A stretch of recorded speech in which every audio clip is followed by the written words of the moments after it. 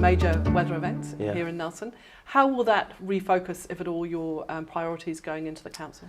Well, clearly it's going to be one of the priorities of the next term. It's going to be huge. We've got a lot of work to do and people are expecting us to get on with it. But at the same time, I think it's really important that we keep our eye on the future as well. We have to have a vision for the city, so we have to be rebuilding and thinking to the future. If we don't do that, then we'll get to the end of the term and we won't have moved the city forward. And I think it's really important we do that. And what do you think is the biggest issue facing Nelson City in the next 5 years, and what can council do about that? Well, it's the rebuild, in a big way. But it's not just about fixing things that are broken. It's also about building resilience within the community, because these things are going to happen again. And I've actually been incredibly proud of the way council has responded to the crisis. There are some people out there who are knocking council pretty hard at the moment, I think largely for political reasons. And it's true, we don't always get it right. But there's a lot of really good people working at council. There's good people around the table as well. And I think the response has been really good. But we need to learn from it so that we can be even more resilient and bounce back faster next time. And one of the things that we do hear from the business community and the wider community, but often specifically the business community, is that council is a bit of a handbrake. Yep. How do you respond to that? And what do you think council can do to be an enabler for business development and not be a handbrake? So the first thing I'd say is I do hear the message loud and clear about the handbrake. I totally get it, and we have to do better. And there are things we can do, and consenting is obviously one of those big areas that we need to improve. Now, I understand how upset people get and frustrated they get that they have to deal with two sets of rules in one region with two councils. I think there has to be ways that our teams can work more together. I think there's ways they can support each other. And I think longer term, we should be thinking about teams that work, one team working to serve both districts. And beyond that, I would actually be looking for us to amalgamate so that we get greater efficiency and we are less of a handbrake. You answered a question I was going to ask later, so I don't need to ask that one anymore. And in terms of amalgamation, is that something that you see as essentially just merging the two councils, or do you have a different view, or is that something to be worked through? I think that's totally something that has to be worked through. Funnily enough, it's not something I hear that much about anymore. A few years ago, people would regularly be in my inbox talking about amalgamation. That I think we're going to hear more of it. We're going to have a review of local government's going to come back. I think it will probably be recommending we do something like that. I mean, Aotearoa New Zealand is too small to have 70 councils, and I think we can definitely do things better in this region, and particularly when it comes to bringing money into the region.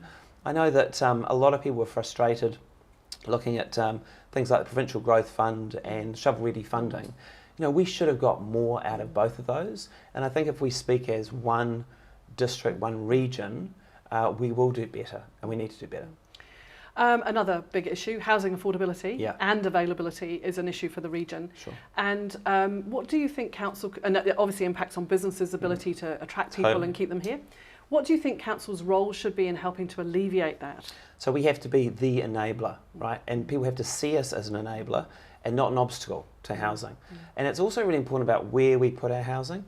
And I think this last term of council has been really interesting in terms of people getting their heads around the idea that we do need to start building up. We can't just keep building out. So for me, we need to do better, like I was talking before, in consenting and that kind of thing. But also we need to be encouraging more innovative housing options and developments. So one of the things that I'm really hot on, or keen on, is looking at these great big squares that we've got in the middle of our city. We've got the Buxton Square, Montgomery Square, we've got Wakatu Square, we've also got Miller's Acre, and we've got a little block where the refinery used to be in New Street. Now these are publicly owned bits of land, and all we do with them, for the most part, is we let people store their private property, i.e. their cars, on that land temporarily for not much money. Now we have to get smarter with what we do with that incredibly valuable strategic real estate. So I've been working with an architect named Pierre Hammond and a landscape architect named Ursula Baumann. And we've come up with a concept where we could actually take the airspace above those squares and turn them into places for people to live, retaining the ground floor for public parking as we know it today. It would actually provide people who want to park their cars in these squares with covered car parks as well. So it's an idea that there's been a bit of coverage about, some good stuff on Stuff if you want to go looking for it. But also we've had rave reviews from Eric Ziveld from Mevo, which is the pioneering New Zealand car share company, and also from Bill Mackay from the University of Auckland's Architecture School, and he's Radio New Zealand's Urban Issues correspondent. They are raving about this idea. It's an idea that could actually be rolled out across the country. I definitely think we need to look at it in the next term of council. And so what would you see council's role in actually making that happen? As opposed, it's a great idea. Yeah, how does it become a thing? It becomes a thing because we say we want to do it for a start, you know, and we go looking for partners to work with. The Wellington waterfront is built largely on this sort of concept. It's publicly owned land, but the buildings themselves are owned by someone else. Now we might lease that land for 99 years or 100 years to someone with the provision that we control what happens on the ground floor. There's lots of ways to do it, but the first thing we have to do is decide that we actually have the courage to try these sorts of things. Also, it fits in beautifully with Te Ara Whakatū, the Nelson Spatial Plan, which plans to increase amenity and infrastructure right down Bridge Street and enable these kinds of developments. And talking about investment in the inner city, where do you stand on the library precinct? So before we talk about the library, Ali, I want to talk about something more fundamental. I really do. Here's what I want to talk about. This is the conversation we have to have first. We have to have a conversation about whether or not we believe in civic investment. That is the conversation we need to have first. And I think that's been one of the steps that's been missed in this. If we'd started with that conversation, I think we'd have a much more informed community, and we'd be having more meaningful conversations, I think, right now about the library idea. So when we have that conversation, one of the things we have to go back to is the Performing Arts Centre that we never built. Now, for people who don't remember, Nelson City Council had a plan to build a Performing Arts Centre. I think it was about 2010. I wasn't there, but you probably were. 2010, 2011. The decision was vetoed, was rescinded. Now, at the time, I think the budget was going to be about $22, $24 million for a Performing Arts Centre. A lot of money, particularly back then. But I can't stop thinking about the opportunity cost in that decision. Like, we could have had a decade of events coming to Nelson, stimulating the city, creating economic activity, creating opportunities for people to connect and experience things that did not happen because of that decision. So when we talk about the library, let's first talk about, do we believe in civic investment? Let's reflect on that decision, and then let's talk about what we might do in the future. And I think if you really get down to it, most Nelsonians believe that they need to invest in their future, in their city's future. And they get that a city or a business that doesn't invest basically stops working and starts to slide. So that is the conversation we have to have. I support civic investment with a library, a new library, as part of it. Great. And I probably shouldn't say it, but I probably agree with you about that decision in the Performing Arts Centre. We'll cut that later. No, keep it in. Keep it in. Changing tack now slightly, but kind of also aligned, but in 2019, Nelson City Council declared a climate emergency. Sure. How will that impact on your decision making? How will you actualise that as well when you're on council? So I think the way we actually really succeed in reducing our emissions and becoming a more climate friendly city is not to actually terrify people with climate change scenarios, even though we've just seen evidence of it, because what I see is human beings are not particularly good at reacting to threats that are in the medium to long term. We're pretty good at short term, not so good at medium long term. So the key to getting it right is saying to people, look, let's do this, this and this because it'll make our city more livable, it'll be good for business, it'll be good for reducing pollution, and we'll also be responding to climate change. To me, that's the key. So an example of one of the things that I want to do in this regard is actually create a culture of public transport use in Nelson Whakatū. Now, people who follow these things will know that Council is planning a significantly improved bus service starting next year, which is great, but you also have to develop the culture of public transport use. And the best way you can do that is not by trying to convince someone who's our age and who's been driving everywhere all the time to park the car and get on the bus. The best way you can do that is by getting, to be honest, our kids on the bus. If you make the bus, the N bus, free for children, students, apprentices, community card service holders, total mobility service card holders, and you start getting people just filling up those buses, filling up those seats, you will develop a culture. That means when our kids or our friends' kids, when they hit 18, they won't mind paying for the bus because they'll be a public transport user. And I think that step is missing in our plan. So that is something I absolutely want to see happen if I'm fortunate enough to be elected mayor. And it would be a New Zealand first, and I think other towns and cities would follow our lead. So that's an example of how we can respond. It's about doing things that benefit everyone and help the climate. And how does that fit in with the future access study and the work that's been done around that? Beautifully. You know, I mean, the Nelson Future Access Study is one of the things that I am really thrilled about in terms of the future of our city. And I'm proud to have been part of the council that signed up to it. And I'm also really proud to have spent 9 years on council effectively building their case, helping to build their case in terms of advocating for public transport and active transport and that kind of thing. So I think it's fantastic and it fits in entirely with what I'm suggesting, but I think we need to bring it forward.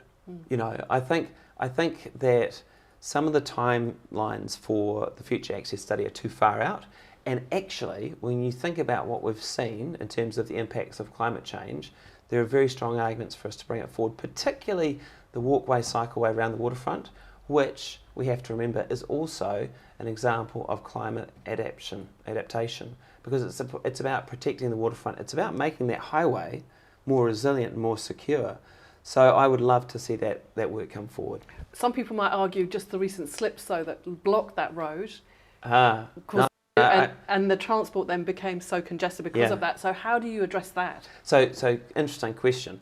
On so many levels. So first of all, had we actually built a walkway, cycleway around the waterfront, as we were discussing in council in 2014, like when I was on council in 2014, after getting elected on in 2013, we were actually talking about how wide that walkway would be.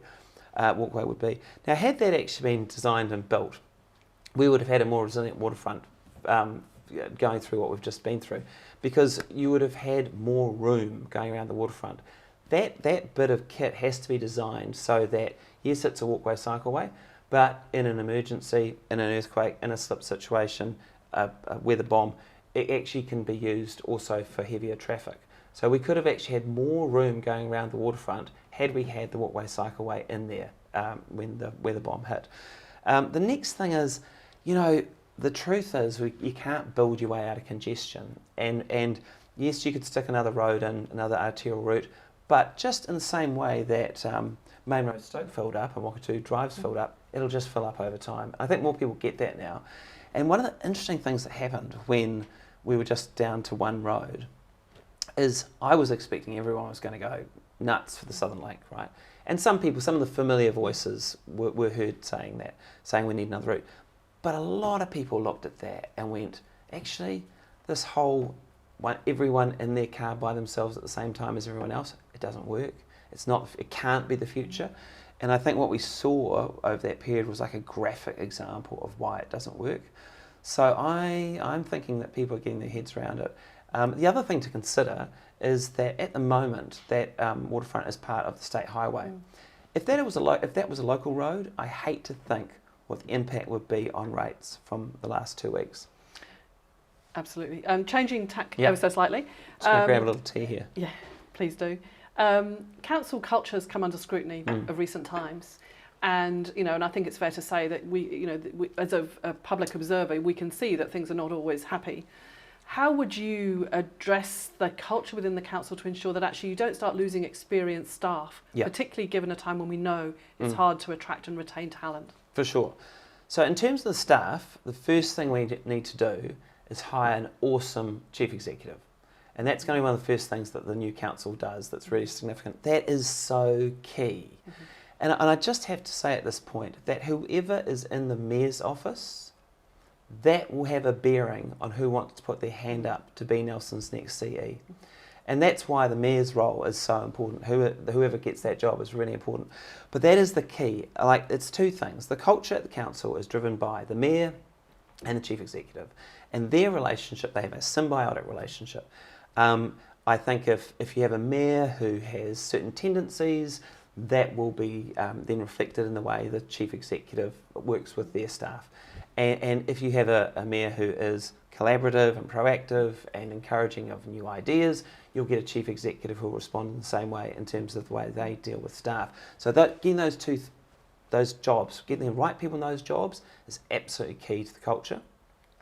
In terms of creating a happier environment around the council table, I have actually written a fair bit about this, and you'll be able to find it very easily if you look for it online. But there are just simple human steps that we can take to ensure that we don't end up with the sort of grumpiness and unhappiness that we've seen over the last term of council. And fundamentally, it's all about actually taking the time to build relationships, to connect with people, to look out for people, and to give the elected representatives time to be together just as Nelsonians, not necessarily constantly around an official meeting table with all the formality that comes with meetings and under that level of scrutiny that you get. And I think that's something that's been missing, and that's something I really, really would love the opportunity to introduce, because I think we can do a lot better. So as someone who's been in that environment for those times, Yeah. you haven't been able to initiate that before now? So I have. No, that's an interesting question. I mean, I think culture comes from the top. Everyone can contribute, but it gets led from the top.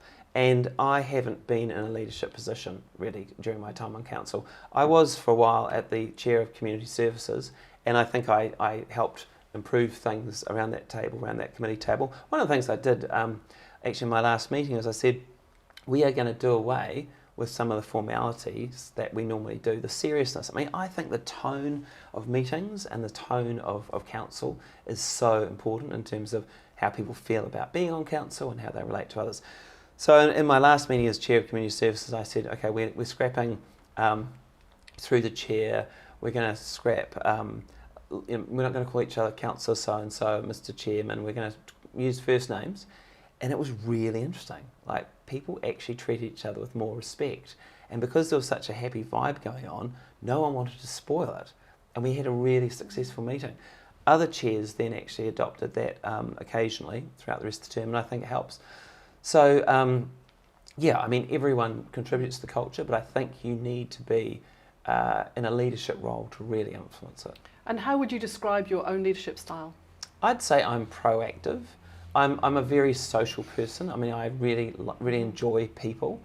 I think I'm collaborative, and I like giving people the opportunity to do stuff. I don't mind delegating. I'm not afraid to delegate.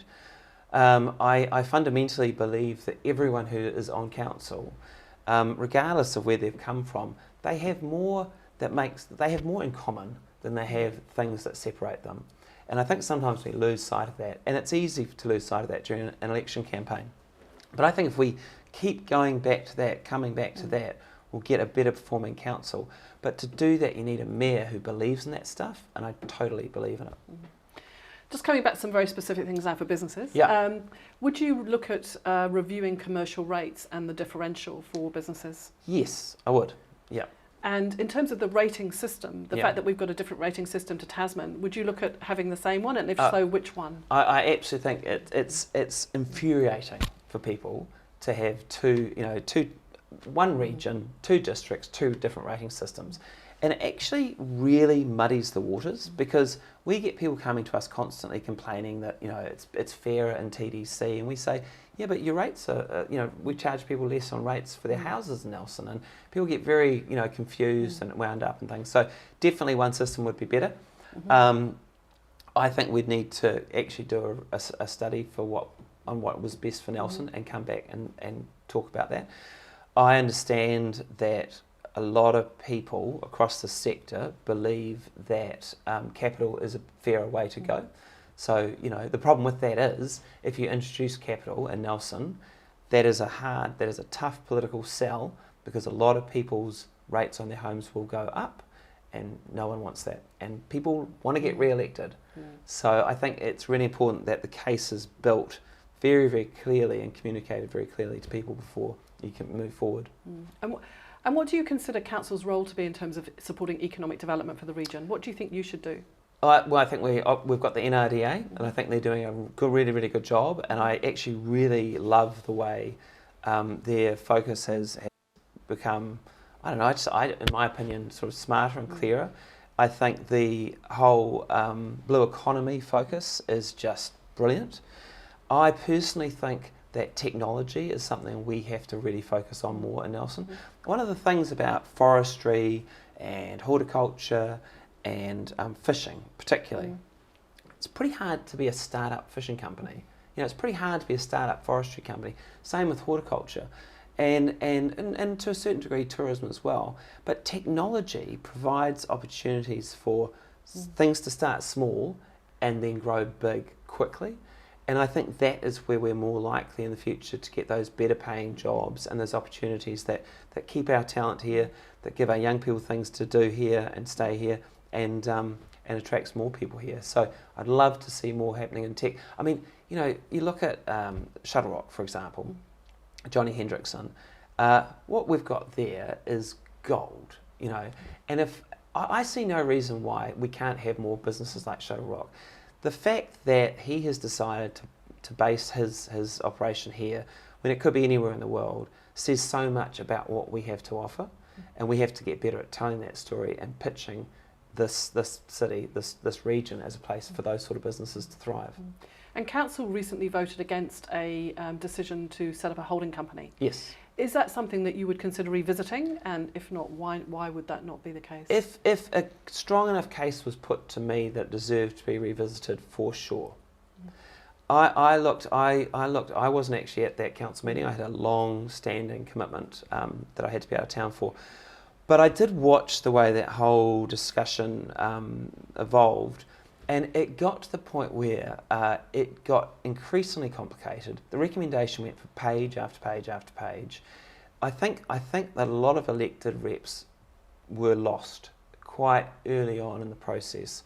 So if there's an opportunity to revisit it and come back with in a much clearer way and a much more reassuring way about the potential for risk, then I think that would be worthwhile. If you can't do that, then it tells me it's probably not a good idea.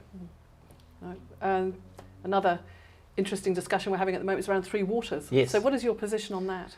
Oh, look, that is such honestly, I can talk about that all day.